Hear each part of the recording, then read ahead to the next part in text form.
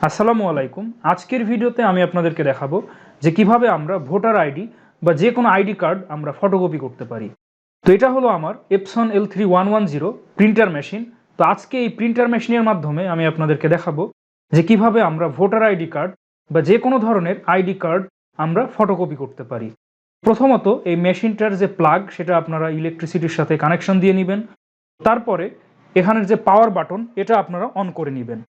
এবার আমরা যে কাজটা করব সেটা হচ্ছে ভোটার আইডি কার্ডটা এবার আমরা এই প্রিন্টার মেশিনের ভেতরে সঠিক জায়গায় স্থাপন করব এবং পেছনে অবশ্যই এই কাগজটা আপনারা এখানে সেট করে নেবেন।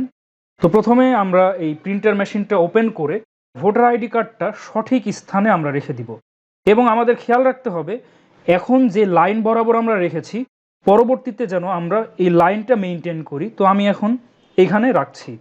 সেই মেশিনটা আমাদের ক্লোজ করতে হবে। কালার ফটোকপি চান তো ঠিক এই বাটনে প্রেস করবেন, আর ব্ল্যাক অ্যান্ড হোয়াইট চাইলে এই বাটনে। তো আমি চাচ্ছি যে কালার ফটোকপি, তো এজন্য আমি এই কালার বাটনে প্রেস করব। আর আপনারা যদি ব্ল্যাক অ্যান্ড হোয়াইট ফটোকপি চান তাহলে ঠিক এই বাটনে প্রেস করবেন। তো আমি যেহেতু কালার ফটোকপি করতে চাচ্ছি তো ঠিক এখানে আমি প্রেস করব।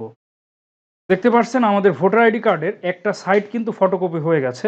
তো আমাদের যে কাজটা করতে হবে এই পেজটা এভাবে নিয়ে আমাদের এই ব্যাক সাইডে ঠিক এভাবে আবার রেখে দিতে হবে। এরপরে আমাদের এই মেশিনটা ওপেন করে এই ভোটার আইডি কার্ডটা টার্ন করে ঠিক এই সাইডটা এভাবে রাখতে হবে একই লাইন বরাবর। এর সামনে আমাদের এনাফ জায়গা রাখতে হবে, কারণ ভোটার আইডি কার্ড ঠিক এইখানে স্থাপন করেছিলাম, এর মাঝে একটু গ্যাপ রাখতে হবে, আদারওয়াইজ দুইটা কিন্তু ওভারল্যাপ করবে।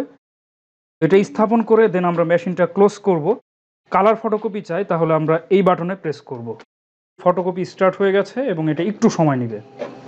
দেখতে পাচ্ছেন আমাদের কিন্তু ভোটার আইডি ফটোকপি হয়ে গেছে এবং এটা একই পেজে দুই সাইডে আমাদের ফটোকপি হয়ে গেছে।